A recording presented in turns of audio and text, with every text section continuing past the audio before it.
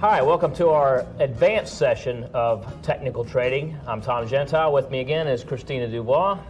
Look at this. We're in the same clothes we were in last time over here. Okay, what we're going to do with you in this tape, folks, is obviously you've had a little bit of experience with Advanced GET. You've been able to go through some charts. You've been able to understand a little bit about trend lines and trend analysis, support, pullback. You've got the basic Elliott wave concept down. What we're going to do is take you a little bit farther. We're going to take you a little deeper, some more details as to how we trade. We're going to show you things that we use against the trend, things that we use with the trend. We're going to show you a couple of really neat ways we put together some scans and exactly some trigger points that both Christina and I use in our own trading. So first what I want to do is I want to do a quick little recap. Great. Of what the Elliott wave is and the types of the two types of trades we're going to look at, and then we're going to get into some more comprehensive information. Again, what we trade on is something called the Elliott wave theory. The Elliott wave theory, again, for you that need a refresher, is we're trading we're using pattern recognition. We're trading a system, which is like any kind of system. We look for something that's objective. If you look at the screen, we're going to divide this particular videotape into two sessions. We're going to talk about trending systems. We're going to talk about reversal systems. And just like any system, as a system trader, what we like to do is we like to, first of all, create a sound system. There's basically three types of traders out there, and I've been all three of them. Right. I started out as a TV trader. That's right. All I did was look at who had the biggest mouth, and that's who I went with. And how do we watch TV now, Tom? With the mute button. That's right. That's right. And the second thing I got into was then I got the computer, and I was actually pretty successful till I got the computer. And then when I got the computer, I started overanalyzing. I need to have every indicator under the sun, and there's over 1,000 different indicators out there right now, and they all basically run on either price or volume. There's a few different indicators that don't. I'm going to show you the ones we use, but I eventually migrated into what's called a system trader. And a system trader can take fundamental and or technical analysis, create some rules on it, add a little risk management, because that's what you need in order to have a system, is risk and reward, and create a system. And that's what number one is talking about here, is create a sound system. Next thing that we do is, before we even put any real money into it, we're going to back test it. Right. We're going to see what its faults were, what its good points were. I've put together systems before, and I'll tell you what I did, Christina, is when I first started putting my own systems together, I'd run it on 10 years of back data. That's what I was told. Back test 5 or 10 years. And I'd see the system that made, let's say, $100,000. On back test. On back test. That's right. And you know what? When I went in and looked at it, the really way you test is you look at 10 years and then you go year by year by year. Right. And what I found was that this particular system I thought was so good made all of its money in 1 year of the 10 years. The other 10 years it either lost money or went flat. The problem is that it might look good for a system trader, but we're humans. You go through a year of flat trading or trading where you're trading a system that's not working, eventually you're going to stop trading it. Right. And it'll be at the time when, right before the big move comes and you get the 100,000. And I think the key, guys, is that the back testing for this particular software package, we actually have done for you. Yes, we have. We've done it for ourselves. Right. We've done it for you. Right. We know the systems that we're using in our own trading work. Otherwise, we wouldn't be teaching. We would be trading them, let alone teaching them. Absolutely. So, again, we'll create a system. It's got to be an objective system, which means it has a set of rules, and then we got to follow the rules. Got to back test the system before we even start trading it. And then when we find some flaws, like I found the flaws in my 10-year back test, that only one of the 10 years actually worked, then I've got to say to myself, well, do I need to junk this system, try something new, or can I change some of the parameters in it to where it evens out? And I like to have a system this is the way I like systems. I like more wins than losses, because I like to be a winner.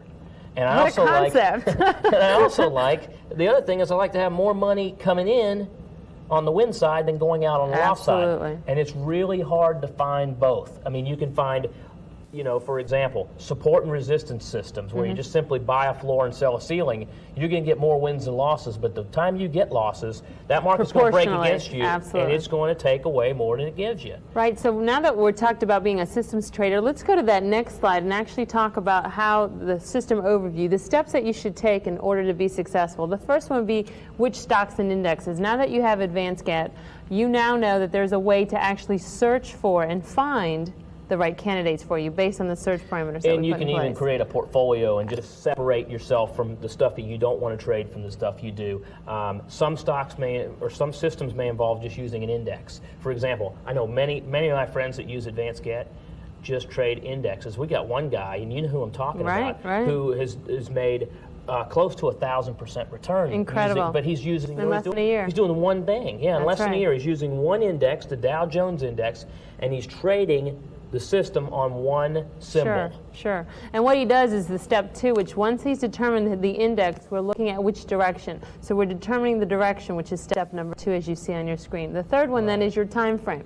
And in a minute, we're going to go through and show you different tools that we use that help determine a time frame for you.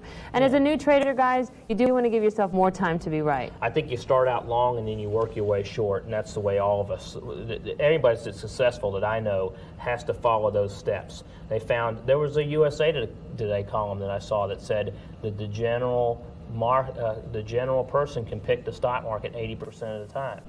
You know, we call those analysts, because although they might be able to say, you know, I might come up to you at a Subway or something and say, hey, Christina, what do you think about, you know, I got the Dow Jones, what do you think about this market? Oh, it's going down. You know, you get a 50% chance of being right. That's right. The problem is when you become an actual trader and you trade against what you do, depending on your system, you could be greater than 50% or a lot less than 50%. Because the key is risk management and your timing, which is step number 3 is your time frame. Then step number 4 is to determine which strategy that actually balances risk to reward. And that's where we decide whether we want to take a play on the stock or whether we want to use an option strategy. And we're going to go through some option strategies with you at the end of this tape after we go through the whole thing. But what we've kind of gone through is a system overview. And, you know, let me just say this before we actually get into the systems, is that, once again, I talked about this before, an analyst is somebody who simply looks at a chart and tries to determine where the market's going. Right. That's not what we're doing. Nope. You know, what we're doing is we're looking at a set of rules, and they may be a few rules or they may be many rules, but we're trying to cut our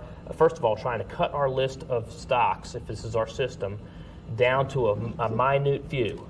Okay? The second thing we're trying to do is we're going to look at the stocks that hit our setup to validate, are they actually going up like the system picked them, or are they not? Right. And the third thing we're going to do is we're going to use some money management rules to tell us how much are we risking with our target projection, how much are we able to possibly take in, and then after that, again, step 4, trade the strategy. We're going to do stock, we're going to do options, we're going to do calls, puts, or spreads, or a combination thereof. Great. And going to the next slide, then, what we're looking at is basically looking at the different, how to trade it bullish versus bearish as well. Because, you know, your focus has been to talk about trading an end. I'm going to first talk about trading the trend. So let's look now. You're looking at bullish entry strategies. What am I looking for? As we talked about in tape 1, is we're looking for higher highs and higher lows. Never testing back where it was before, actually seeing that move. That's, as we said, Tom, does it go straight from point A to point B?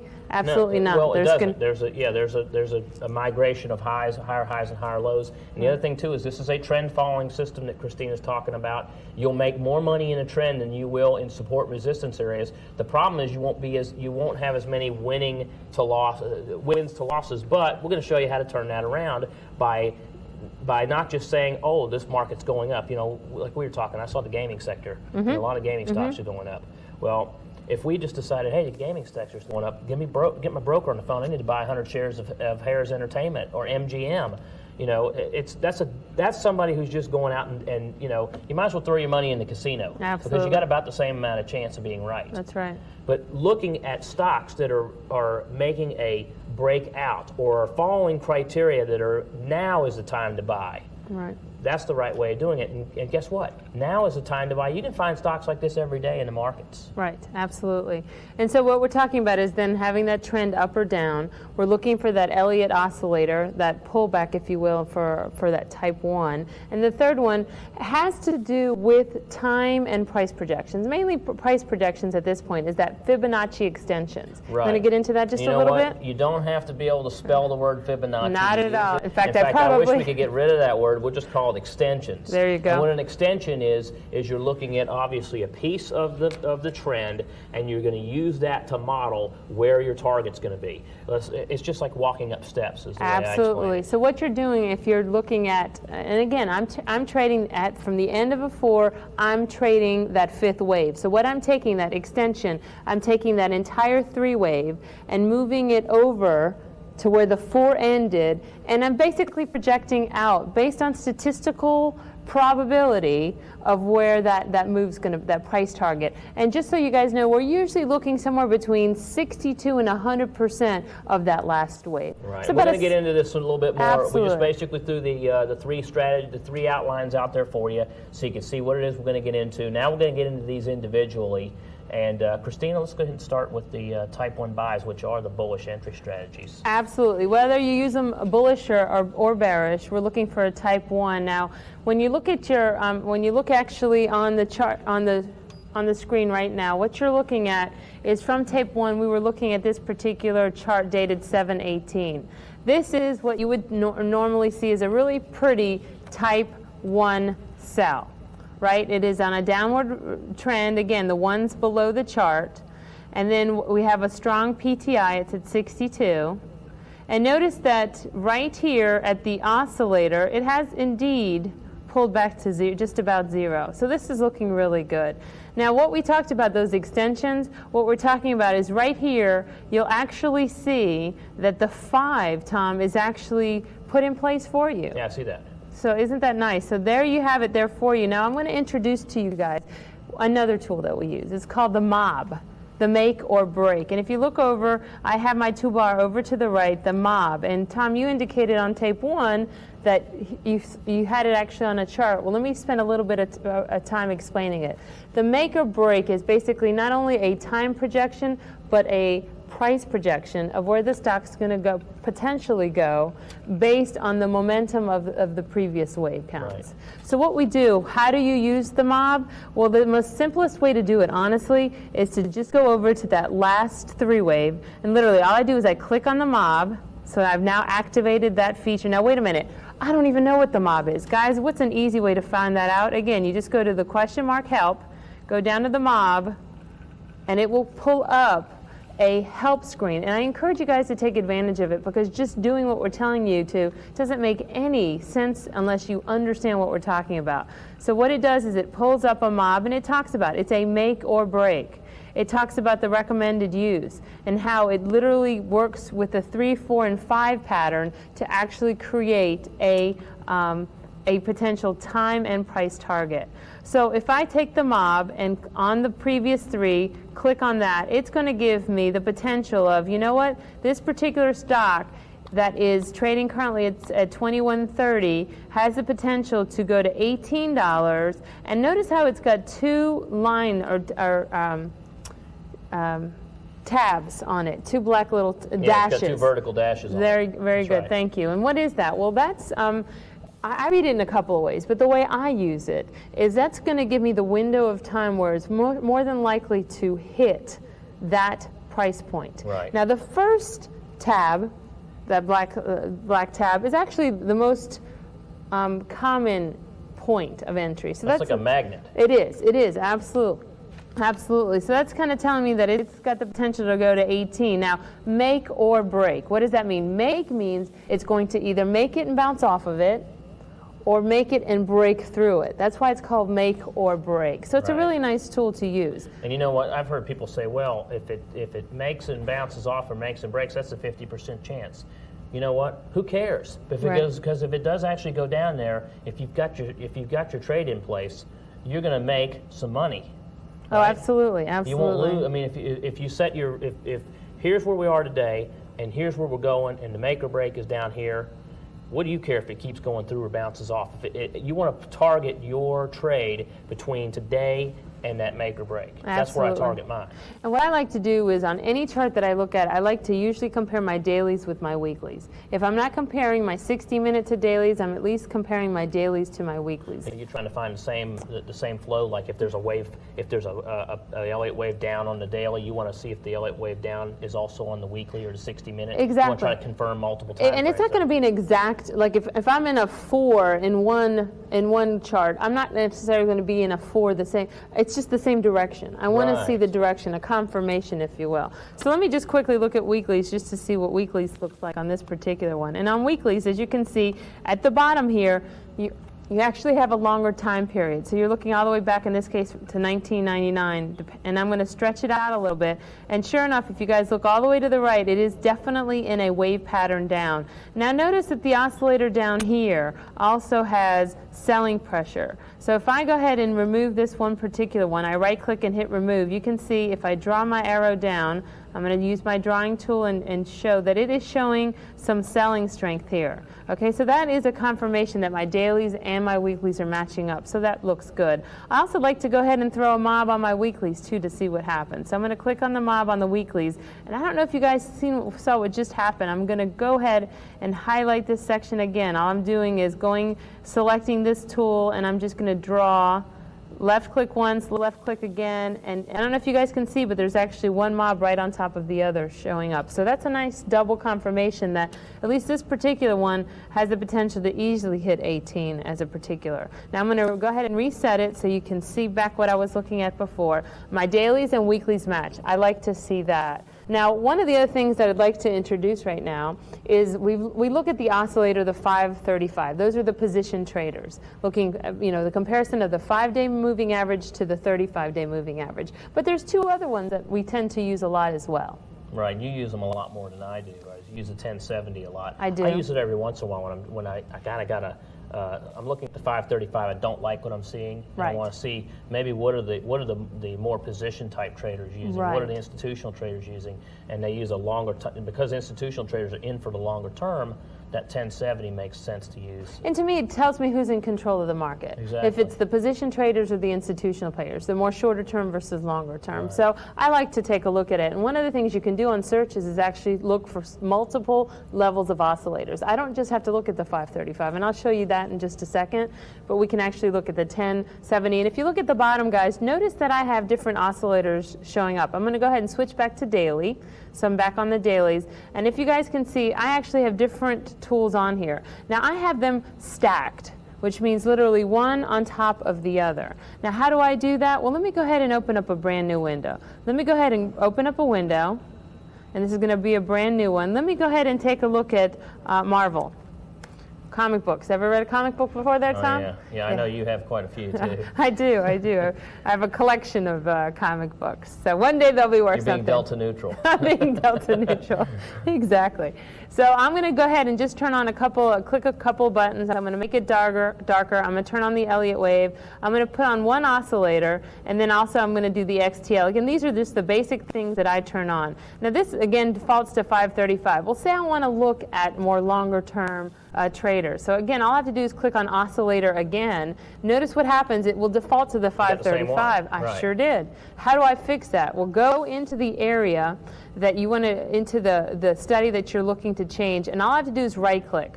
When I right click in the particular study, I can I can click on properties, and now you have, actually, Tom's oscillator is the default that we have. Then you can use. That's not my oscillator now. No, that's another Tom. That's a different Tom. But notice how Tom's a really good name to have when it comes to trading, huh? It is. And then you have the extensions, which is more short-term players. Those are the really short-term players. And then you have alternate 3.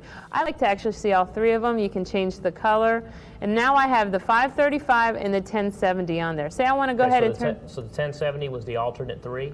That's correct. Okay. That's correct. Now I'm going to do one more. I've clicked on oscillator one more time. I'm going to, again, right-click, guys, properties, and now I'm going to go ahead and do the extension, the shorter term. Let me go ahead and make that a different color as well. Now I have all 3 of them. But notice what happens to the chart on top. It's getting smaller and smaller. Right. Sometimes you want to see it this way. Sometimes you want to just be able to quickly toggle back and forth. How do I toggle back and forth? Yeah, I like to see more chart myself. Good, because what I want to do now is go ahead and stack studies. So anywhere in any of the 3 studies, if I right-click, and say Stack Studies. Now look what happens, Tom. I have them now. I see the blue one. Now Click. I see the red one. And now I see the green one. And There you've you got them go. all tabbed together down there in the bottom left-hand corner of the screen, where you can tab back and forth from one to the other. Exactly. So that's what I'm looking to do. Okay. Now, how do I save this particular page then if I want to save this with my stacked oscillators? What would I do? Well, it would be very simple. You're going to go up and actually just create you're just going to save the page, or you can Exactly. do a save page as. Exactly. and So let's create do a that different so that page. way they get into the habit. So I do page, save page as, and I'm going to go ahead and call this one oscillator. Right. So I'm going to say oscillator, hit save. So now, guys, when you leave this computer and come back to it and log back in, you'll always be able to reload that one, which is nice to have. So those are some of the things to look at. So on this particular one, here's Marvel. Marvel has a nice pattern. When you say, Tom, look at the strong oscillator. I can see it going to the downside. I see the fourth wave is in. I see it's below the wave 4 channels, which is good. I see the confirmation below, looking at the 535 oscillator. I see that it's pulled back, which also confirms the 4 is in. And I also see the PTI is greater than 35. So it looks like we've got everything there. That's one of the less than 5% that came up that show us what we need to show for a good cell setup. And some of the things I actually look for to find this particular candidate, I'm going to now share with you so you guys can consider putting this in actually your searches that you use. Okay, so what Christina's about to show you, you won't find in the blue book in Advanced GET. This is stuff that we use as options traders. Good. Now, we talked about moving averages. Let's go ahead and put in the moving averages as well so you guys can see what I'm looking at. Now, remember, guys, we saved a template. So if I go into moving averages, let me close that up and do it again. Moving averages, I'm going to hit template, and then we had already put in the 50 and 200-day moving average.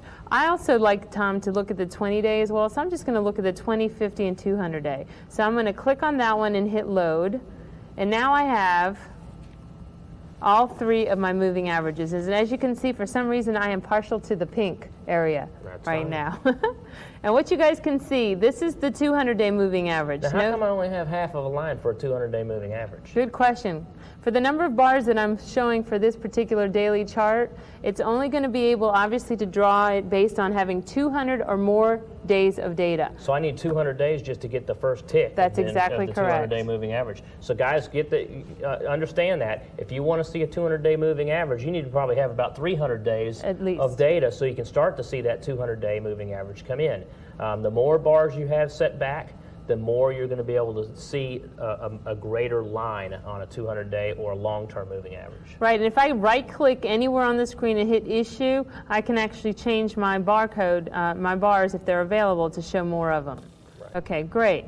So as you can see, guys, it is below the 200-day, and it's also below the 50-day, and right now it is slightly above the 20-day. As you said, the 20-day doesn't mean as much to you as the 50 and the 200-day. So I can actually put those parameters in, Tom, into a search and actually find them. So let's go in and take a look at how we do that. So what we do, let's go in and look at our previous searches. So I'm going to click on that search icon, the new search. You can see when you hover right above it, it will actually tell you what it is. It says new search. I'm going to click on that, and I'm going to go to the bottom of my list, which is my type 1 cells that we did. I'm going to edit that, and notice it has the LEOA4, the PTI, and the oscillator pullback. Right. Now what we're going to do is enhance our search to have better candidates, if you will, for possible candidates to trade off of. Right, because if we're in an uptrend or a downtrend, like currently right now we're in a downtrend.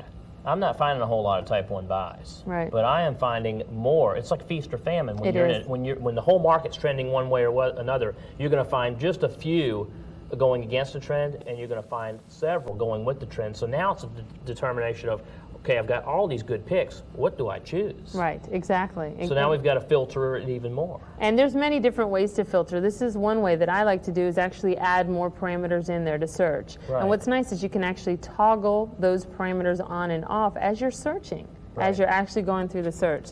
So I'm going to add a couple of other ones. Now we talked about oscillator pullback. As you can do when I click on oscillator pullback and hit edit, there's my 535 we talked about. I'm going to go ahead and add those other two that I look at, Tom. And again, not everyone does that, but I'm just sharing with you guys what I do. So I'm going to click once, double-click once, double-click twice, and now I have oscillator pullback 3 times. Now obviously I'm going to have to edit it, and I'm going to change the first one to 517, Again, we're looking for a 90 to 140% pullback, and I'll show you what that means in the chart in just a second.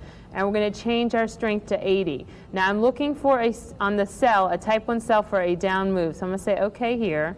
And again, on the second or third oscillator pullback, I'm now going to do 10, 70. And at any point, guys, feel free to pause the tape and catch up.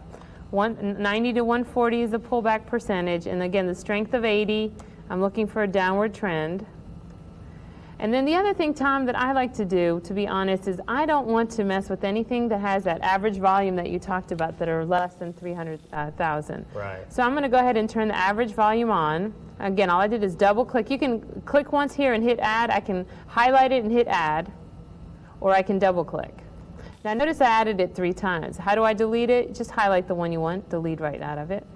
So average volume, Tom, what did you say we wanted it to be? You know what I do is I leave it the way it is, and I'll tell you why. It's set at 10,000, I believe, as your 10,000, which is 1 million, right? Yeah, which means 1 million. And if you're just going to search on stocks that trade more than 1 million shares a day, you're going to get the creme de la creme of volume. True. Absolutely. So I leave it set there. And then the other thing you see up there is, I believe what you see is a 65 up there in the length. Okay, that's telling you the average volume. It's basically going back and looking at 65 days. And crunching those numbers, so it's looking at the average volume, not something that's just popped up because it went down 30 or 40% one day and all of a sudden had 1 million shares, but only trades 100,000 on a regular basis. This looks at 65 days of data, and it has to have 1 million shares on average. Great, great. And the other thing we like to look at is price range.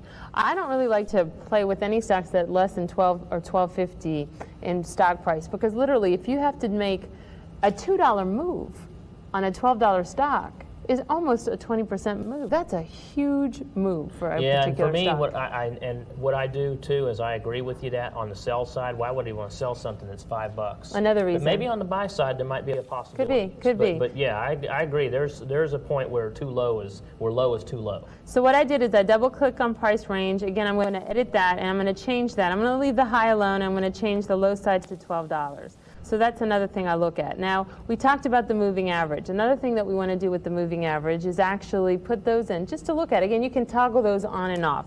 I'm going to go ahead and put all 3 that I like to look at. So again, highlight moving average, click on it 3 times.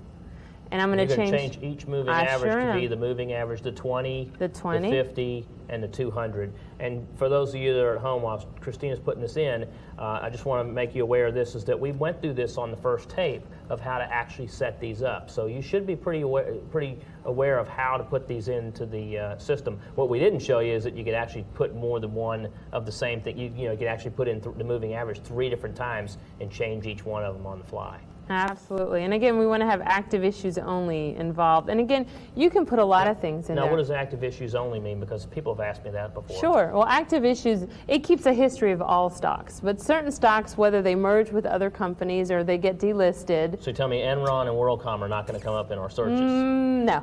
No, they're not, because they are active, but they're no longer active as 3-letter stock symbols anymore. They become pink sheet stocks.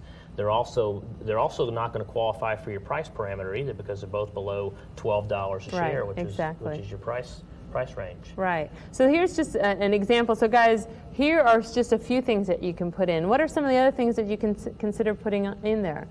You can do volume, you can have a price change, a percentage price change move. You can put stochastics. Maybe some of you guys are interested in stochastics. You can put that information in there. There's just a wealth of information. You like the auto trend channels. Trend. In fact, let me do that. I'm glad you brought that up. Let's do auto trends. Now, auto trends, and you guys may want to make sure you write this down too. Auto channels, basically what it does is it creates a trend line that tries to encompass the directional move of that trend. So in other words, you've got them based on different pivot points. You have them based on the primary, which is the longest cycle, if you will. Then you have major, intermediates, and minors. So depending on which one you click, you'll get if you do a minor, you're only going to get a trend line from maybe a couple of days back. Could be. Or if you do a major or the primary, you could look back a couple of years. It would go back years to create the trend lines. Right. And what I like to look at for a type 1 is I like to look at intermediate auto channels, and I also like to look at the majors. Those are the 2 for for doing a type 1. So I'm going to go ahead and add those in just so we have those. I'm going to do auto channels, 2 of those. And again, notice how I now have to scroll up or down to get to the bottom. Auto channels, I'm going to go ahead and edit that. And now what I'm looking for is a break. The type is a break. I'm looking for a breakout. Why is that, Tom? Well, let's flip over to my screen. I've got some auto channels up so we can show what they look like. And what you see here is this is Harris Entertainment. And what we've got here is between a number 2 and number 3, we've got a real nice tight channel. And you've got basically 3 lines here. You've got your support line, which runs across the bottom. You've got your resistance line, which runs across the top. That's in blue. And then you've got the neutral line in the middle. And that's basically equal distances between the red and blue line. Now, what Christina's talking about is she likes to look at when these things break out of auto trend channels, which you can clearly see. Where did the break come? The break didn't come until, let me put my hash mark up here, June 7th of this year. The break came where we broke out of the auto trend channels and actually made a decisive move down. So once we broke out of that into the smaller ABC pattern that you see here, this is showing you that the market's exhiberating some sort of a pullback. Right, and if you look at the one that's on the screen there, you'll also see that, notice that trend that it's actually, that auto trend is hugging, is a really nice single slope line. And I'm going to show you in a little bit how to use displaced moving averages when you have a double slope. In other words, instead of just seeing one kind of straight trend up, you kind of have 2 within that trend up, and I'll show you that in just a minute. But it's a really a nice additional tool. So turning back to your screen, we've got auto channels on the break. Again, the directional breakout that I'm looking for is down. And guys, I use the default of the high-low flip. Again, I encourage you to read the manual for more information on that, but I do leave that as a default. And as I indicated, I like to do it on the majors. And I also like to do it on the intermediates. So again, break on the downside, intermediate. Now, Tom, do you think I get it every time? Do I find a perfect candidate that will fit every single one of these? No, not at all. No, but what it does is it just helps me refine the search. Right. So what I can do then is go ahead and hit the run button, and it'll come up and give me a whole group of potential candidates. Now, what I did, for time's sake, just like, what's the cooking expert that you put the turkey in and then 2 seconds later the I'm turkey. Pulling one out underneath there the table you go. and saying, so okay, well, we don't have enough time for the oven to run, so I've got a finished product right here. There we go. And Here's our turkey. Here's our turkey. Okay, so literally this is very close to what we looked at. Wow, that's a lot of indicators. Yeah, and I didn't include the auto channels, but we did give you a little bit of extra benefit there. But notice that I have all highlighted. You see the green up in the top left-hand corner? Right. I can turn that off, and notice now I have 2,463 candidates that have one of the things that I'm looking for. Right. You want to look through 2,400 different stocks? I don't. You know what? I can use a newspaper and do that. That's what scanning is all about, guys, to get you out of that mode of looking at chart after chart after chart. To me, that's mind-numbing. Absolutely. So what you want to do is want to make sure you have all parameters on, and notice that if you go over to the right, I actually have some that are turned off. Notice that the moving average, when I click on that, I short my list. Also, when I turn it back off, notice that my found quantity is changing. So literally, I can turn different parameters on and off and refine my search to a tighter and tighter group of stocks to look at. This is exactly how we do our trading each week, guys, is that we'll add and delete certain indicators. You know, we'll take the basic 3 that Advanced GET's given you. We add in a bunch more of them to try to customize our search. And if we get caught in a situation where we're looking at selling strategies and everything looks like a selling strategy, you know, at that particular time, we'll add in some more indicators and refine our search down to where now we're only looking at a dozen instead of looking at maybe 100 stocks that popped up, just because 100 of them all fit the parameters of a type 1 sell. Absolutely. So what I'd like to do is just kind of take a look at a couple of these so they can actually see what we're looking at. So we looked at Marvel. I'm going to bring back Marvel up so we can take a look. Notice how Microsoft's on here too. Yeah. Interesting. But let's look at Marvel now. So we'll double click on Marvel. And again, I've got change all charts highlighted. I'm going to minimize this particular screen, and then I'm going to go ahead and take a look at Marvel. Now, before we were looking at the moving averages, the 50, the 200-day. Now what I'm going to do, I'm going to turn that off because it's kind of busy. And how do I do that? Literally, all you do is click down here. Literally, all you do is click on it, hit remove, it's gone. Okay, so we're going to click on the average button again, the moving average button. The moving average button, let me go ahead and turn it back on. So this is how I load it to turn it on. Now to turn it off, click on it once, bottom right-hand corner, there's my remove button. Right, and realize you can do that with every single tool and indicator that's in Advanced GET is by clicking on the actual box, the actual button that activated it. You can click on there, and with the one click, you can click remove and get rid of that. Right, now what I'd like to do is show you my auto trends and possibly even, well, this is what I was talking about. Remember how I said you can use auto trends as a good entry-exit point. The other one I like to use is a displaced moving average. Okay, now that's a little bit confusing for most people. It was for me when I first picked this thing up. Absolutely, absolutely. And what a displaced moving average is basically you take a normal moving average, whatever the time frame you're looking at, and literally shift it over. You displaced it. Okay. You move it either to the left or the right. Usually I move it over to the right, moving it into the future, and it gives me another trigger point. So now if I move it into the future, I'm going to actually add a number to the displacement? And I'll show you exactly how to do that. And if I want to move it into the past, I'm going to put a minus. Exactly, okay. exactly, exactly. In fact, first let's look at auto trends related to this particular Marvel. Now, I did want you guys to notice, I said the stock that you were looking at just a second ago had a nice slope.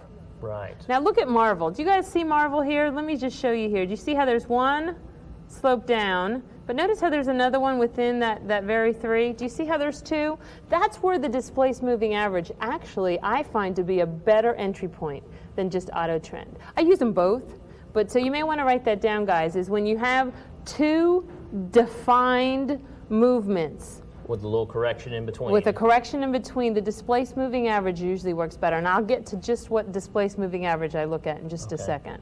So let's first look at the auto trend. So how do I turn auto trends on? All I do is, again, click on auto trend. It'll pull it up. And I have mine defaulting to intermediate.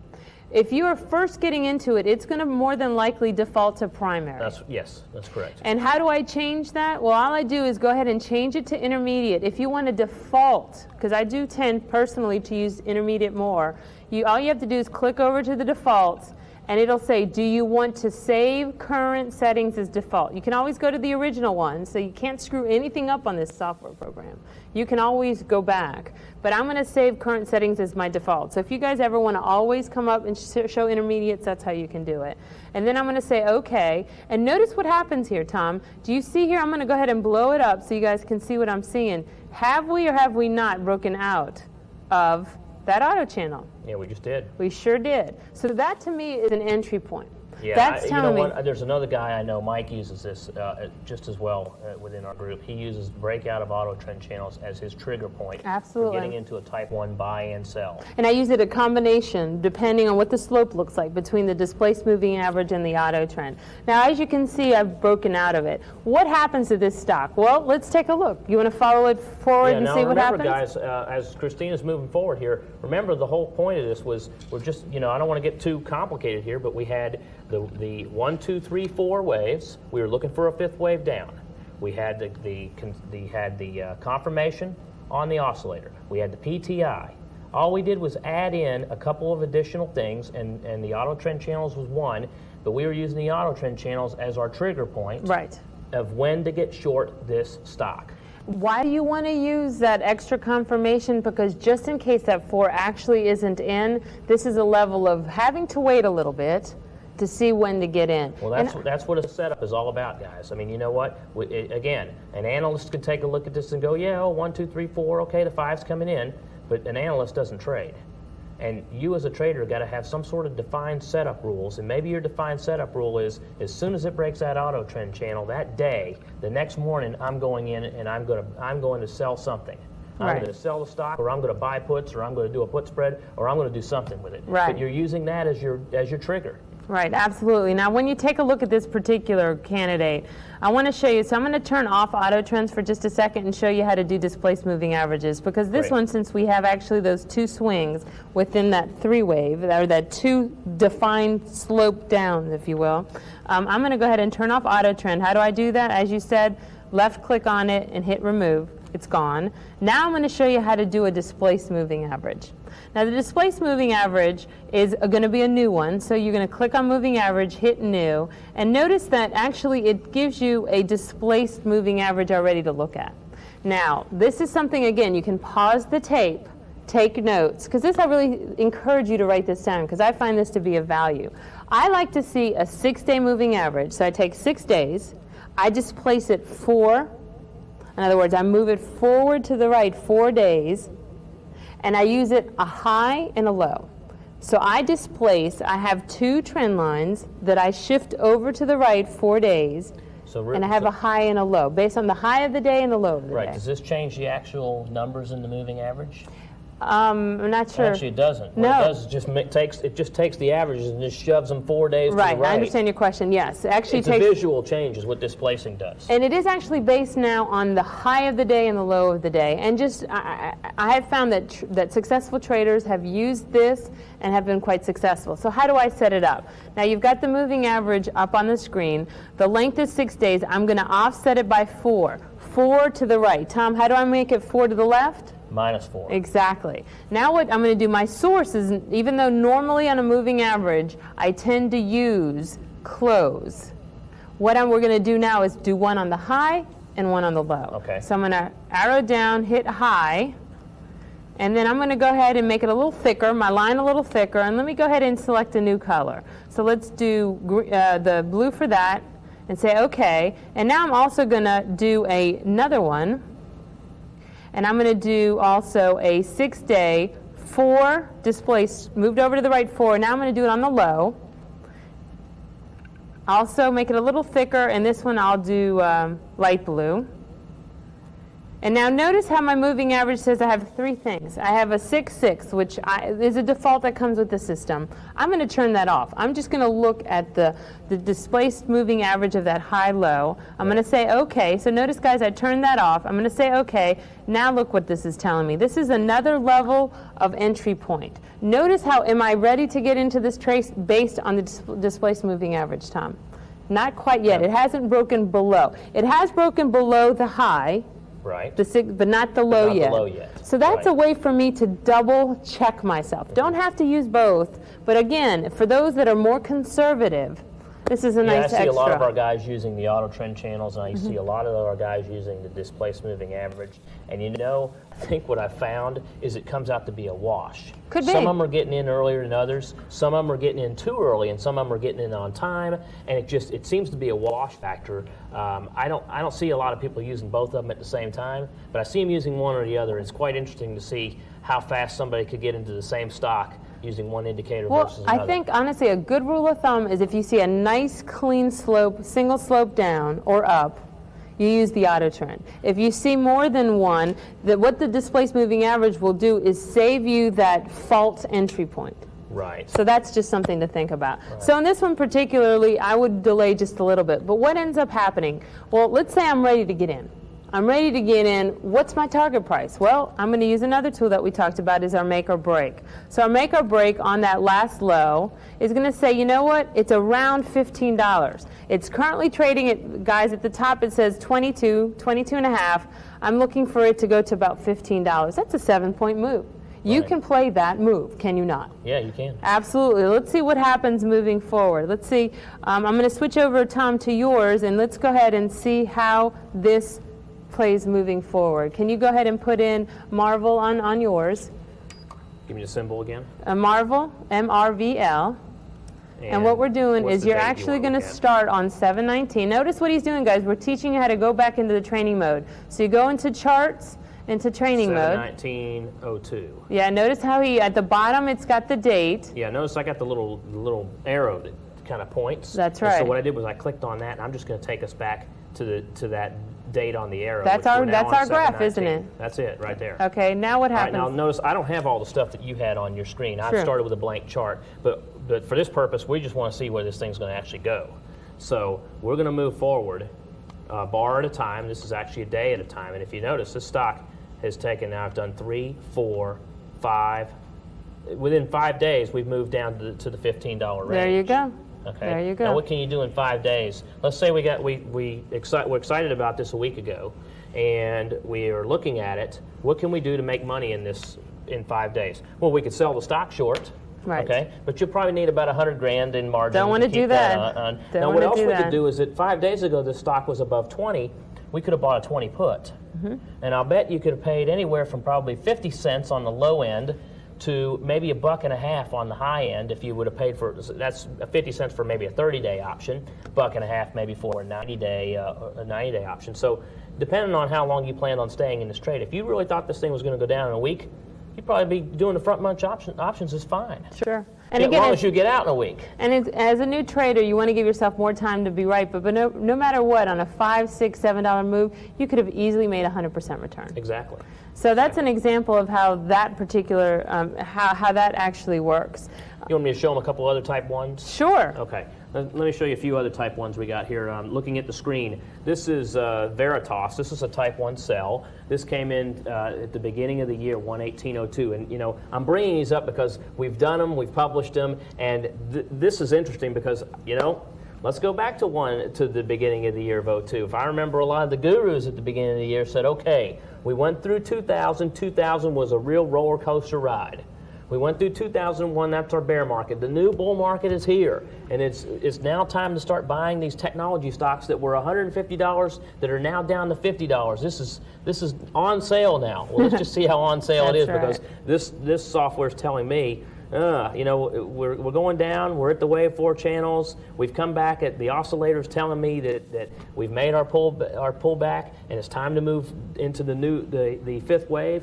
If I click on the mob, and I click right here where the 3 is, I've got a retracement that comes down here to around the $12 area. Now, this is a $43 stock. This thing says it's going to 12. Boy, there's some good money to be made here. And now it's just a matter of going forward. So what we'll do is we'll just move forward. And this time I'll move, this is a weekly chart, so I'll move at every 5 weeks. So here's our first set. Okay, we've gone from 43 to 34. Next 5 weeks, we've gone from 34 back to 43. And that'll happen. Absolutely. But you know what? As long as we don't go above this wave 4 here, that's our risk. You know what? This is what I use for risks, guys, is when I go in and place a trade, as long as I don't go back above this area here, then I'm okay. That's good. That's good advice. Now, also, let's talk about the oscillator. Show them how you show them the 90 to 140% pullback, which is another good gauge of should you still be in that trade. Yeah, well, okay, first, here's your 0 line. So, you know, we're going 1, 2, 3 all the way down, and then we've got our 4th move up. Now, I'll leave that the way it is. As we come down here, notice this is the steep part of the move, all right? You might say, why isn't this the 3, and why is this not the 5? Well, it's simple, because remember, we need at least a 90% pullback. That did not happen here in the summertime. We pulled back a good bit, but we didn't pull 90% back. The way to properly know whether you pull back into that 90%, 140% range is to use your Fibonacci retracement tool. So, and it's called FIBRET. Right. It's the button that's called FIBRET. You click on it and you'll activate it. And what you want to do is you want to bring it down to the oscillator and start at the neutral level. And I'm going to click once, and notice some numbers come up. And what I want to do is I want to take it all the way down to the low. And even though your mouse is over to the right, what you're looking for is that line to be at the top, at the highest, or in this case, the lowest point of that. Now, what you see here is you see 0, and then you see 0.25. That's a 25% retracement. 32, 50% retracement. 61, 78. I don't have 90 on here. And how do you turn that on? But we could turn that on quite easily, and I'll turn on both the 90 and the 140. Great. So I'm going to right-click right on top of the retracement levels, and I'm going to bring up a little dialog box that says Fibonacci. Now, notice what I got on. I've got the 25, the 32, the 50, the 61, the 78. Okay? I want to put in the 90, and I want to put in the 140. Mm-hmm. So let me take the 78. I'm going to change it. I'll just quickly show you how to do a change. So I'm going to put 0.90 in. And the next thing I want to do is I'm going to turn one on. So I've got one here that says 1.982. I think everybody has that in their system somewhere. And I'm going to change that to 1.40. And I'm going to click that on, and that activates. And you can turn some of the other ones off. Why don't we turn some of them off so that way we see turn nice all and of them clean. off except for the 90 and the, so off goes the 25, off goes the 38, off goes the 50 and the 61, and now I've only got these two. Now, is this going to mess this up for me? Not at all. I mean, because if it was, I would not do this. Absolutely. You can't really screw anything up. You can't screw it up because it'll always go back to defaults. So I'm going to click OK, and now what I notice is I've got a little beige line over here, which is my 90%. Notice we didn't come anywhere near that. Sure didn't. And it needs to retrace at least 90% before the 4 is in. Now, let's look at the 140. Well, the 140 is up here by this Bollinger Band, and we haven't come anywhere near that. So where did we retrace back 90%? We didn't hit the 90% level until 12/28/01. Now, how come that wasn't the 4? Well, because we had a couple more weeks where we actually moved higher. Once we turned lower, that 4 actually comes into place. Now the 4 is in place. I know where my risk is. You know, I didn't pick this up till it was right around, until it was in the low 40s. So if I picked it up at 43, and I know 50 is my area where if we move higher, I'm in trouble. I got 7 points of risk. If I shorted this stock at 43, I'm going to be buying it back if I hit 50 and change. So as long as I don't hit 50 and change, let's move forward. And before you move forward, can we just point out one other thing? As you can see that you see that blue dark circle where you have the 1, the 2, and the 3. Notice that within that 2 to 3 wave, or that 3 wave, you actually have a 5 wave within it. Exactly. So why don't you talk about that just slightly? Well, each wave actually has sub-waves within it. And let's talk about the 3. Now, I don't look much at the 1 wave. That doesn't do me any good at all. But the 3 and the 5 are important. And the 4 is too. I think the 3, 4, and 5 are the ones you want to look at. The 3 and the 5 are impulse waves. That means they're going to take you in the direction of the trend. Within the 3 and a 5 are going to be smaller 5-wave segments. So a 3 is going to have a 1 of 3, 2 of 3, 3 of 3, 4 of 3, 5 of 3. And you can note it right here on the chart if you look here. Here's my 1 of 3. My 2 of 3, big move. Notice that this was a 3 of 3, the 4 pattern of 3, remains. 5 of 3. That's right. Okay. In the corrections, in the 2s and 4s, and again, I'm not worried about the 2. I can't trade the 2, but I can worry about the 4. The 4 will most likely have an ABC type of correction, a 3-part correction. And you'll talk more about that in the type 2s. I'm going to show you how I use that to trade with. But in here you can see it, and the software, it throws together the A, the B, and the C, which is really, that's tough to find. I would not have been able to find that. My human eyes would not have seen that. But the software plugs it in because it decides that this is the most likely spot that the 4 would come in at. Good. All right, so now we're going to move along. Take a look at this thing here. Move 5 more weeks. Oh, now we're at $25. Let's go 5 more weeks. Now we're at $20. Let's go 5 more weeks. Now we're at $17.55. A lot of these, when I'm in the seminars, a lot of students will come up and saying, hey, what does the Advanced GET software say about XYZ? And I'll say, well, looks like this. And you can tell by the look on their face whether they own it or not. I know. It's amazing. And a lot of people will just go, that ain't going to happen.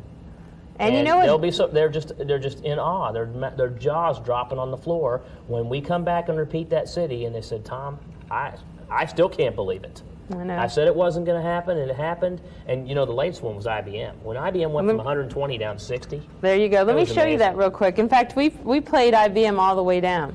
And here's a chart of IBM actually on its way down. We started playing it right around 120 or so.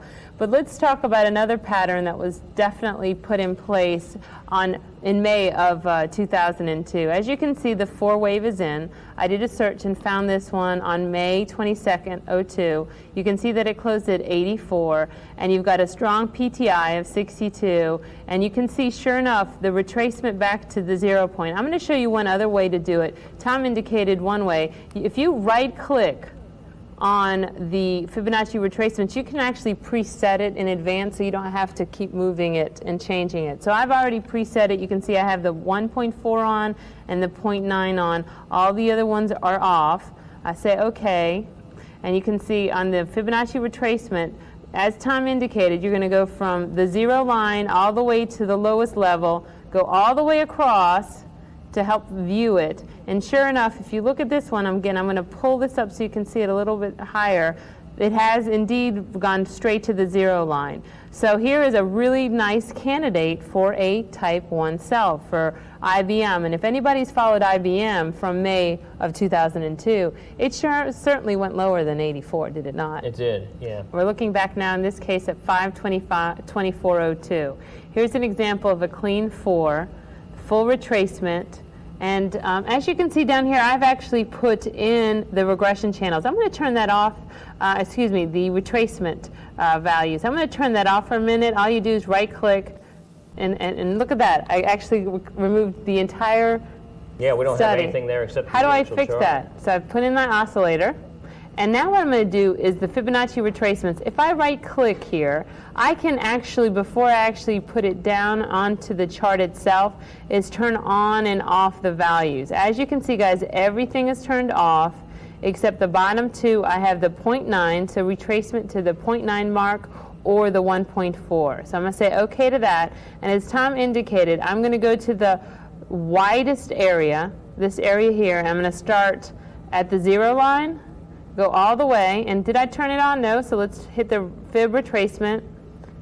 Start here, all the way to the bottom, the lowest level, bring it all the way across, and turn it on. Notice that we clearly have retracement greater than 90% here. That's right. So there's IBM looking really good. I'm going to go ahead and squeeze this. How do I do this, guys? Over by the stock price points, I'm going to left-click and kind of squeeze it in. Now, what was the stock price at that time? What's the stock price right now? It's 83.10. Right. There's a guy who works with us that said, you know, you guys have been right a lot on Advanced GET, and you've been right on your Elliott wave theory, but you're going to be wrong on IBM. I go, why is that? He says, my dad works for IBM, and they just have this, this work till you're dead policy over there, and it's a safety stock. Because, and you know, it might be right with technology, but it just isn't going to be right with safety. So does that work until the IBM stock is a little bit more dead? I guess so, because we proved him wrong. Unfortunately, for those who owned IBM, we were at least able to realize this earlier on than a lot of people who owned it. And for those of you guys who own stock, take a look at your chart. Just take a look. Yeah, don't be married.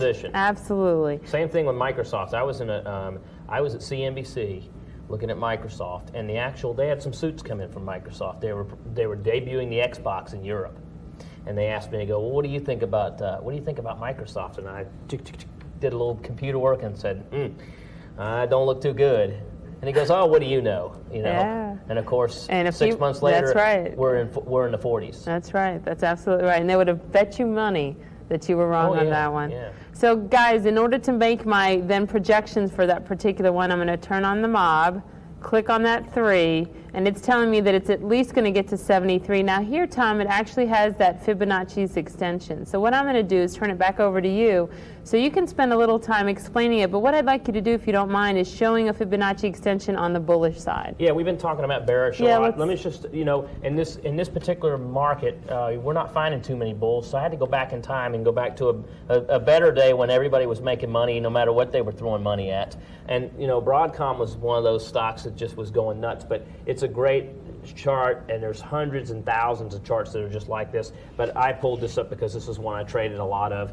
Broadcom, if we were to switch screens here, let's take a look at Broadcom. Back in May of 2000, started our 5-wave up sequence, which actually ended as we got into the back half of summer of 2000. So as we move along here, I've got a 1, 2, 3, a 4. I've got these 2 5s up here. Now, where do these 2 5s come from? They're going to be thrown up there one of 2 ways. And remember, the first 5, the one that's closer to the bottom, is the 62% extension. The second 5, which is closer to the top, is going to be the 100% extension. That's either going to come off the 0 line or the 2 line. So what we do to find out which one it came off of is click on FIBEXT button. We're going to activate it, and I'm going to go from the 2 up to the 3. That's my stair step. So that is the line that you're looking to displace and move over. So it's how you're going to project up, right? Exactly. And now all I'm going to do is I'm going to click again up here at the top,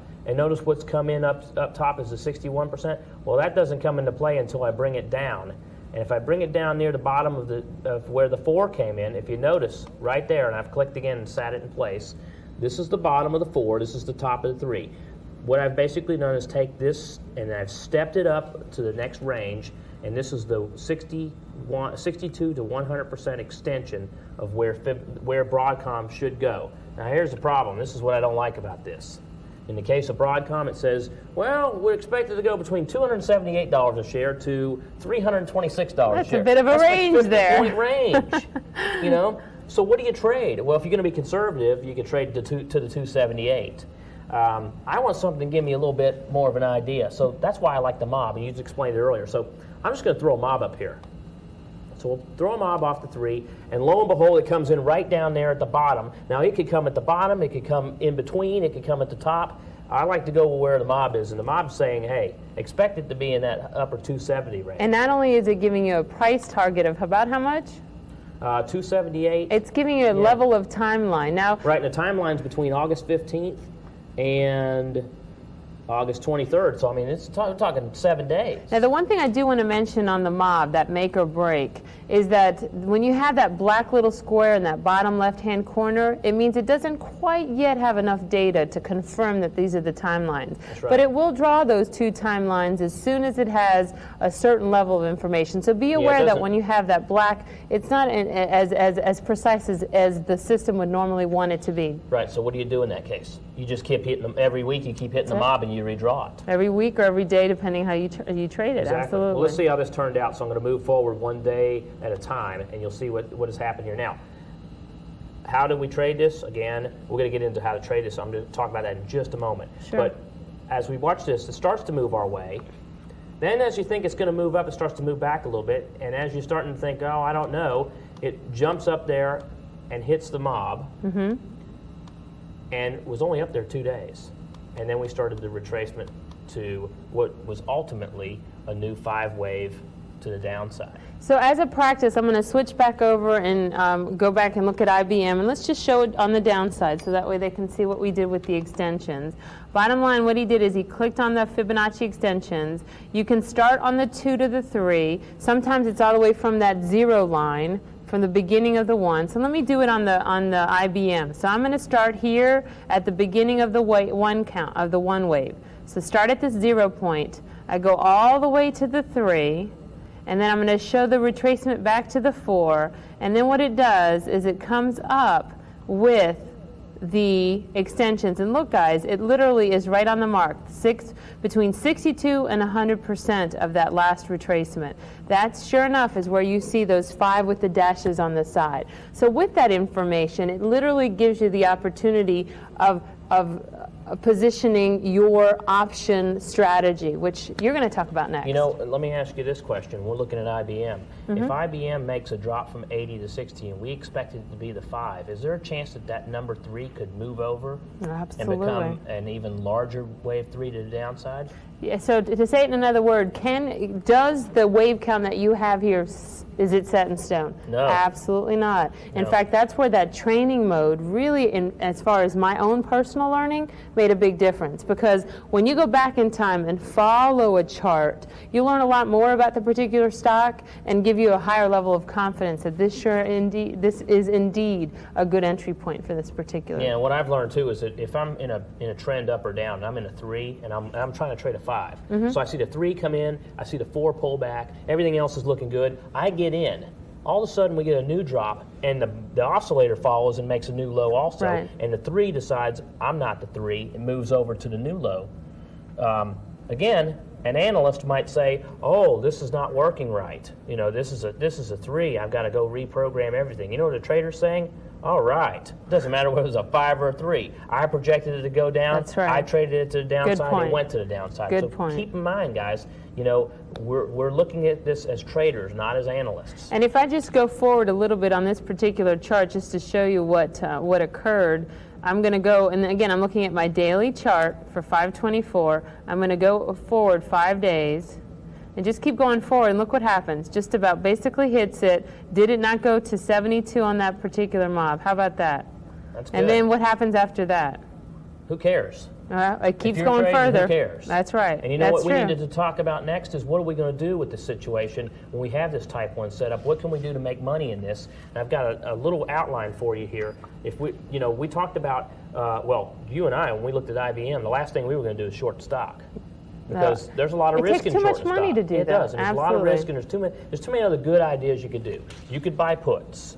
In this example, I'm showing where instead of, we talked about buying puts or buying calls earlier. What about a spread? Absolutely. In fact, for you new traders, If you want to do a straight put and you want to give yourself time to be right, you're paying a lot of money for that particular put, aren't you? That's right. You can finance it with a bear put spread. And what I've got here in the chart, you can see it right as I'm showing it. And I'm going to move my mouse around on here so you can see this. I've got the high, I've got the low, I've got the pullback. This is where we're going to enter, somewhere in this area. And what we're looking at doing is buying the higher strike puts somewhere where the entry is, near the stock price. That would be the at-the-money puts, or maybe slightly out of the money. And then what you're going to do is you're going to come down to where your target range is. Maybe you use the mob as your target. You look at where the projection price of the mob is, and guess what? You might be able to find an option strike down there that has some money that you could sell. And if you sell that, you've now created a bear put spread. You've been able to do it for the time frame that you want, but at a lot lower cost than just simply going out and buying puts. Now, if I were to flip this over, you could do it on the upside with calls too. If you were to look at, say, creating a bear call spread in a 5-wave up market, you get your 1, 2, 3, 4. Your 4 is in. You got confirmation. You're looking at everything. It's telling you, yes, this is the trade to do. You buy the at-the-money calls. You sell the out-of-the-money calls up near the target zone. Now you've got an excellent trading vehicle where you've done, what have we done now? We have recognized the pattern. We've confirmed the pattern.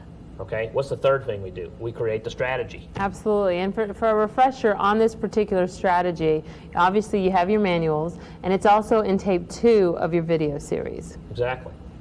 Okay, any other things we want to talk about with type 1s? No, I think it's a good time to get into type 2s. Okay, XTL? XTL, you know what, that's good. Let's add that in. Yeah, just a refresher, a reminder on XTL, and I actually use XTLs to trade the 4 wave from the 4 wave to the 5th wave. I also use it for the reversals that you're going to talk about. But just a quick reminder of what the XTL is, because I want to make sure you know what that is. Again, it's based on the colors that you're seeing. It's about taking the noise out. And again, how do I find out more information?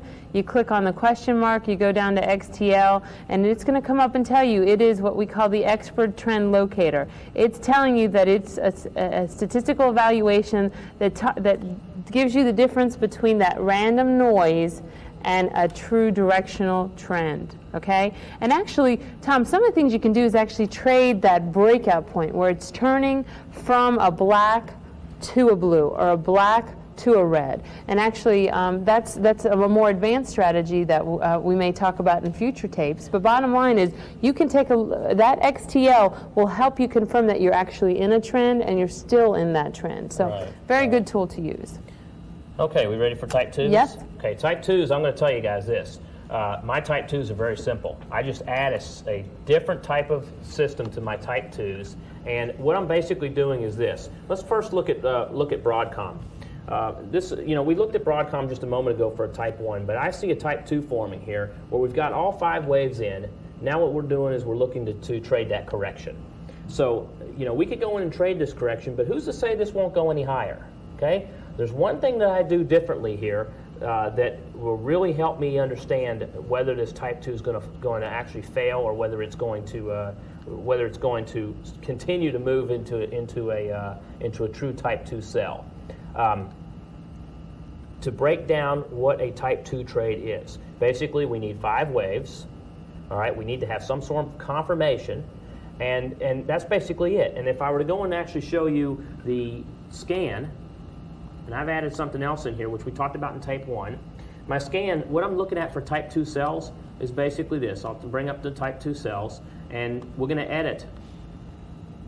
By clicking on type 2 cell and clicking on edit, I'm going to bring up the actual parameters. So what I have here is, I'm going back 5 bars, like Christina talked about earlier. 5 bars makes sense because I can look and see all the type 2s occurred in the last 5 days, or the 5 periods that I'm looking at. I got active issues only clicked, so I'm not looking at stuff that I can't trade.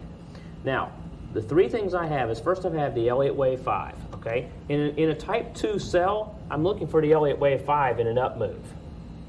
Next, I've got the oscillator breakout in. And the same thing here. I'm using the 535, as you can see. The actual direction of the bands are going above a strength of 100. That means that what we're looking for is exhaustion to the upside. And what is a breakout?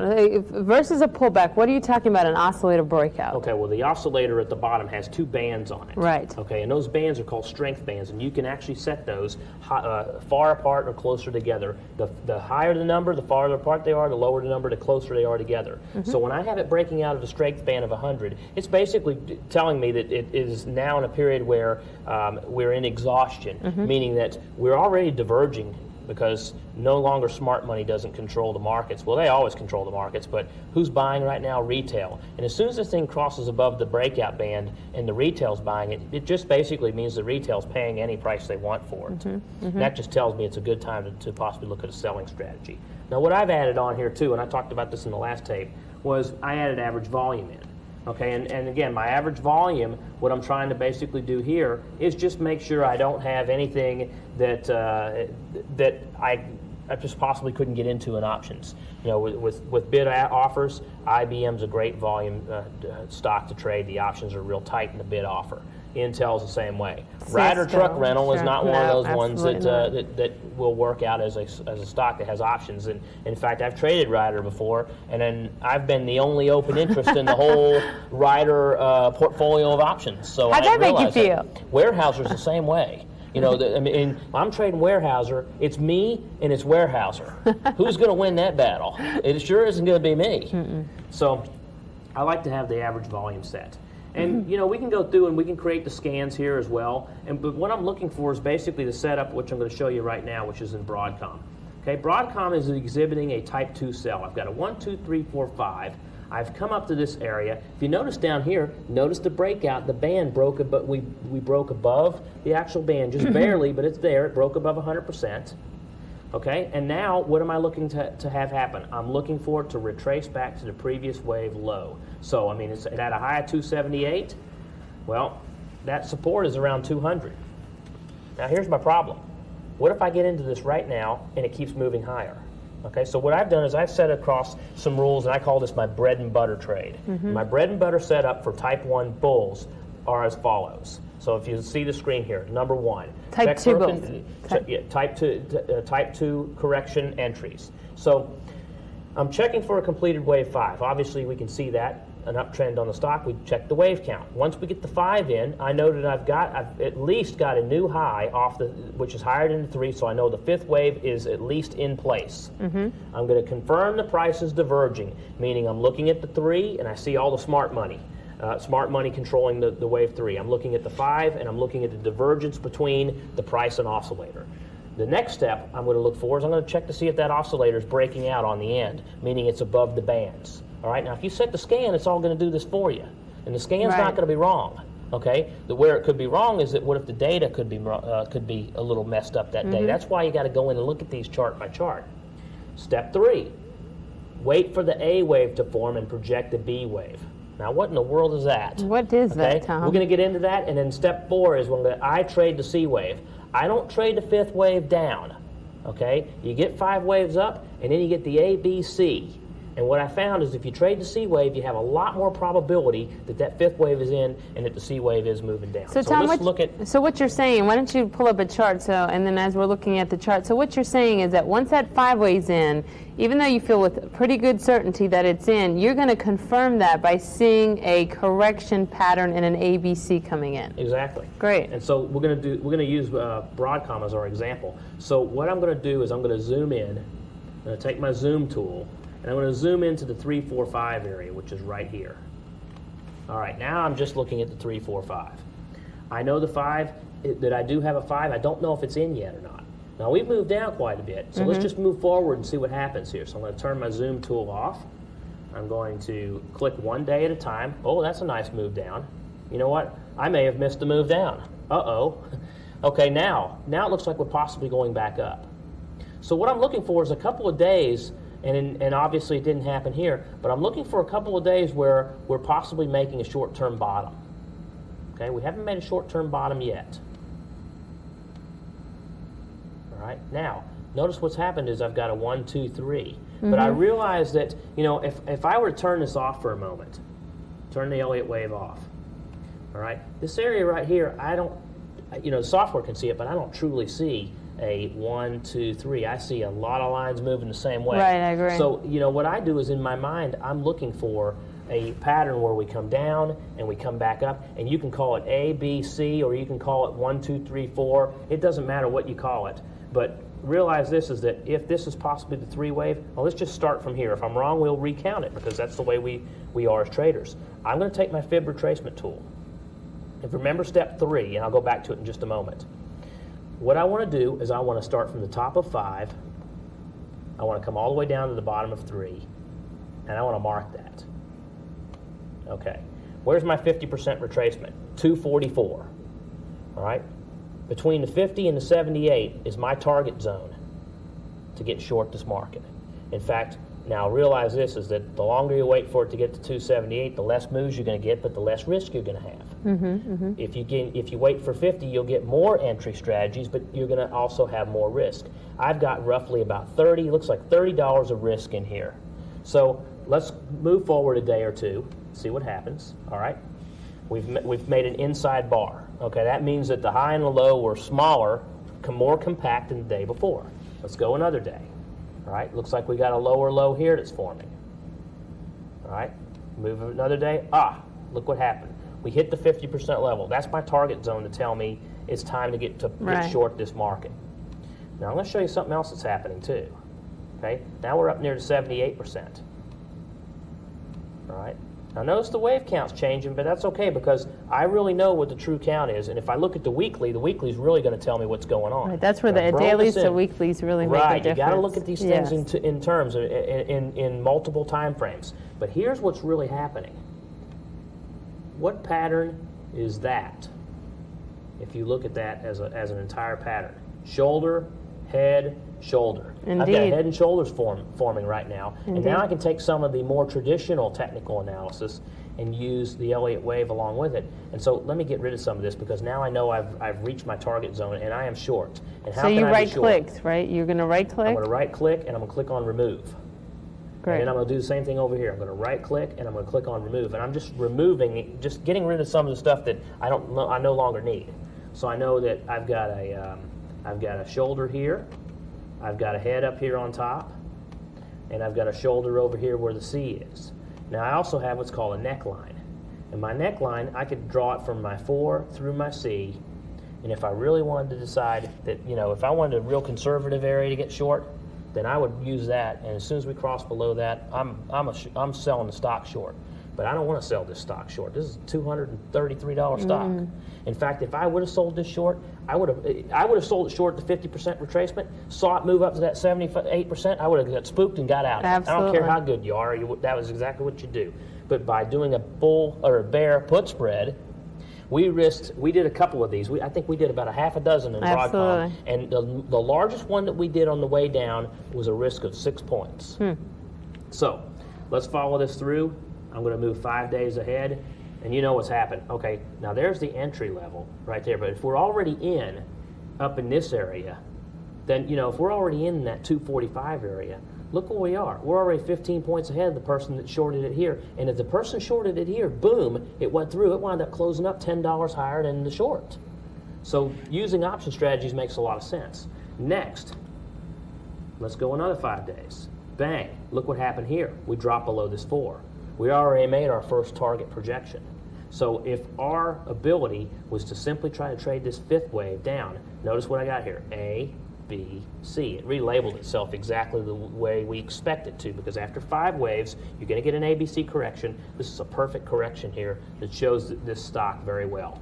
Now, the other thing I want to make light of is that we already know, and I'm scrolling this up a little bit so you can see it, he had to move up, he had the ABC correction. Can this relabel? Sure can. If we keep going down, that's going to relabel. This will become a 1, this B will become a 2, and the C could become a 3. And at this point, you really don't care. What you're looking for is that I got ABC. out of the thing. You know what? And that's the thing is that I hear so many people saying, well, this was an ABC, or, this was a 1, 2, 3, and it changed. It's this, it's that. You know what? Who cares? If you got into it using the criteria and you got out of it when it went below that 4, I don't care what it is. I know what it is in my bank account. Right. It's bigger. So what you're saying, just as a quick recap, is you're not just waiting to play it right when it hits the 5. You're waiting for a level of pullback. So that's Exactly. what you showed. And let's look at it again. we're checking for the 5, we know. Step 2 is we're confirming the oscillator, we know. Step 3, this is what we just talked about. We wait for the A wave to form, and then we project where the B wave is going to come in using a fib retracement of 50 to 78%. We actually did that. Using this A wave that we found here, we looked for a target zone, and it came up to the 78% target retracement. And where's my risk? Well, my risk is going to be right between, let me bring this down a little bit so you can see it. If I take a drawing tool, my risk is going to be, let's say this is, let's get rid of this. Let's say my entry was right here because I got in at the 50% retracement level. Well, I know where my risk is. We don't want to go above here. We go above there, all bets are off. We're making new highs. So there's my risk, and then where's my reward? My reward is about 2 to 1 to the downside. And that's what we're looking for, right, Tom? About a 2 to 1 reward to risk. That's what I'm looking for. And you can find and I'll say this. When a stock is up as high as Broadcom is, you can get 3 to 1s, 4 to 1s. Oh, sure. I had a 5 to 1. I mean, I'll take a 3 or 4 to 1 anytime, but as a standard now, we're looking between 2 to 1, well, 2.5 to 1. If the general stocks are trading at $20 to $25, you're not going to find 3 to 1s, especially to the downside. Absolutely. Now, to the upside, we might find some real killer trades when the bull market resumes and we start seeing these type 2 buys come in place, which is what I want to talk about next, is a type 2 buy. And the type 2 buy is going to be completely the opposite. What we're looking at doing here with a type 2 buy is we're going to first check for a completed wave 5 to the downside. Now, we're getting a lot of wave 5s to the downside. Whether they complete it or not, we're going to find out in 2002. So we're going to confirm the oscillator to the bottom as well. Okay, we're going to wait for the A wave to form. So on the bottom, we'd have 3, 4, 5. A, B, C to the upside. We want to trade that C leg up. So wait for A and B to form. You want to wait for A to form, project where B is going to come in. When B comes into that target projection, you put the bull call spread on. You buy the calls. And then you've got your level of risk. And where's your level of risk? Between B and 5. If we go below 5, get out of the trade. Right. There's no holding the option 30 days to expiration. All you're doing is using an option as a surrogate of the stock. It's really good risk management is what you're talking about. Now, some of the things that I think we should talk about too are maybe some of the additional search parameters that we can put in place for type 2s. So looking at some of the things that I look at, just to give you guys a little bit of information. On a type 2, some of the things I look at, and Tom already talked about the Elliott Wave 5, I like to look at a price range. Again, on the sell side, I'm looking at about $12. Because I like to see momentum playing, I still put in my moving averages. And here I have several, but at least put in the 50 and the 200-day moving average. On the oscillator breakout, isn't one of the things you can look at on an oscillator breakout is also, besides looking at position trading, that 535, is actually look at the 1070. So guys, you can actually create and add another oscillator breakout by double-clicking on it, as I'm doing here, and I'm editing this one to change this one to a 1070. Now, Tom, on the strength, do you usually keep it at 100 as your breakout band? I keep my Bollinger Band strength or my breakout band strength at 100. Okay, and just so you know, I put it sometimes between 80 and 85, but again, that's up to your own trading style. So we're going to leave it at 100 and say, okay. Now, what are some of these other ones that you see in here? Auto channels. I had indicated that I do have entry and exit target points based on auto trends. If you look at my auto trends, I'm highlighting the first one, hitting edit. One of the things I look at is primary. What do I mean by primary? Well, basically, it's based on pivot points. So let me just quickly show the pivot points, if I may, for a second. So I'm going to go ahead and cancel out of this for just a second. We'll come back to that. Let's look at a particular chart. Let's take a look at Wendy's. I think it's a really nice candidate for a type 2. In fact, this is one that I ended up playing. What we see here is, here's the 5 coming in. Now, I want you guys to notice that you will see a solid 5, and at times you'll actually see that continuation potential of that 5. So don't be afraid of that. You have to, as a chart reader, start to realize what you're looking at. What I'm looking at, if you look at the oscillator on the bottom, I'm going to use my my trend line drawer here, and I'm actually going to show you here. What do you see here, Tom? Do you see that buying pressure is starting to decrease? Drying up. That's right. Even though we've hit new highs, our buyers are leaving the market. So here's a possibility and a potential, as Tom indicated, that is almost 100% likely to go back to the last 4.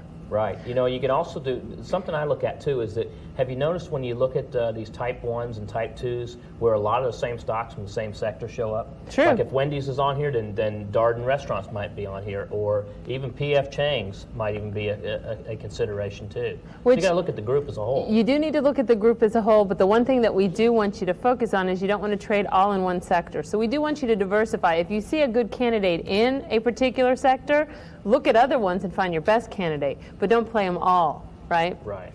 So looking at this one, you see that the 5 is in. Now, one of the things I wanted to show you is on my search parameter that I showed you is I search on auto trends for primaries on the 5. I want to try to get as much of a wave count as I can. Now, if a new primary is building, but it's fine. I'm just looking for that longer trend, trend line, if you will, to actually trade off of. So I'm going to turn my auto trend on, and in this case I'm going to actually turn on my primary. So I'm going to click on primary, and here you can see on this primary, and sometimes the intermediate and primary may be the same pattern, but for that 5 wave I really want to try to grab as much of it as I can, and I can actually draw one if I want. But in this case, look what happens right here, Tom. What happens right here? It looks like we've broken below. Now it's a confirmation, just another confirmation that this could be continuing lower. Exactly. So what it's telling me that at $40, I have the potential to play this to at least 35. Putting a mob on there just as another safeguard, another point, look at that. It's telling me it can go all the way to 34. Yeah. So it's telling me that this potential stock I can play from the 40 mark that it's trading at now, roughly $40, all the way to the 34. And let's just see what happens moving forward. Following it forward, look what happened. Sure enough, right in between those two. What can we do? We can do puts. We can do bear put spread. There's a lot of things you can do to this candidate down. We could do bear call spreads if you wanted to. Right, which is actually tape 3 of the series. It's a credit spread, and credit spreads actually are a little bit more effort to learn because it's a little strange way to exit out of it. But I personally really enjoy doing credit spreads. Yeah. I have one more thing I want to add to this type 2 mix. Great. This is something that a lot of you, if you followed George throughout the years, one thing he likes is he likes volume spikes because he uses volume spikes as a reversal. You can actually take the volume spike theory and insert an indicator which is called volume percent into the Advanced GET scan. And what we're going to do is I'm going to show you a scan that I've done here where I've added in, this is my type 2 buys, and the reason I like them on the buy side is because it's on the buy side, we're looking at the trend down. And as stocks go down, we get more volume spikes to the upside as exhaustion, as people just can't stand it anymore and got to get out of their stocks. And so what has happened here is that I've got a couple here. I've got AMR, I've got CSC, I've got Selectron, Texas Instruments. These are all candidates that came up with an Elliott Wave 5. We looked at the oscillator breakout. Okay, so it broke out above the band of 100. Also, I used average volume. It needed to be over 1 million shares is what I used. You can use 300,000 like George does. I use 1 million. And what I did with the volume percent is I added in a volume percent that had to be double the average volume, which means I had to set it at 200%. Okay, so if I could toggle this off and on. Now notice what happened when I toggled it off, Christina. I went from maybe half a dozen trades to all of a sudden I got 75 trades. When I toggle it on, it goes to 8. Excellent. And why don't we do this while you're sitting there hovering above that at the top of the column, right-click right there so they can see the parameters that you actually entered for that. So that way they can see what you're looking at. So I'm looking at the last 30 days, and in the last 30 days, did yesterday's volume exceed 200% of the last 30 days? Interesting. So that's really neat, and I use that for reversals. I would not use that in an extension like a Type 1 trade, but I'll use it in a Type 2 trade. So could you not enter that parameters with the auto trends, with the oscillator breakouts, with the Elliott 5, and literally try to find that perfect candidate? Because there are times when the entire market's moving one way or the other, and you're going to take 200 you're going to take 200, or you're going to take 4,000 to 200 with the things that Advanced GET has shown you, but adding in a couple of these other indicators will take your 200 down to 6 or 8. Right. Now you got something worth looking at. I think it's really important that you guys also realize that even if you find that perfect candidate, you may not be right. You may not be right. Yeah. So the key is risk management, which all goes back to how we teach, and you have now learned how to use Optionetics strategies. Yeah. So let's do a quick recap. So in this advanced tape, what we've done is we've kind of broken down the Elliott wave and how we trade it. We talked about type 1s. What extra indicators and tools do we use in type 1s? We talked about type 2s and how I like to use the ABC as my bread and butter trade, and also add in something like volume percent and average volume to even hone and bring down the list to a much more fine list of candidates. We've talked about risk management in so much that we know what our risk is when we enter the trade, which is going to be from where we are to the most recent point, pivot point. Right. Okay, we know what our reward is between where we are in the projection. The only thing that we got to do, and we've discussed it a little bit, is what to do in that case. So if it's a type 1 buy, and I have a 4 and a 5, and my 5 is my 4 might be at 40 and my 5 is at 50. I've got a 10-point move. What can I do? I can buy calls. I can do bull call spreads, call ratio back spreads. And if I could touch on call ratio back spreads, as a trader of ratio back spreads, one of the things that I like to do is confirm my daily chart with my weekly chart as well as my monthly chart. If I can have all three of those showing that upward move, I will get into a call ratio back spread. Now remember, on call ratio back spreads, which is I believe tape 4 of the video series, we talk about how it has unlimited reward potential.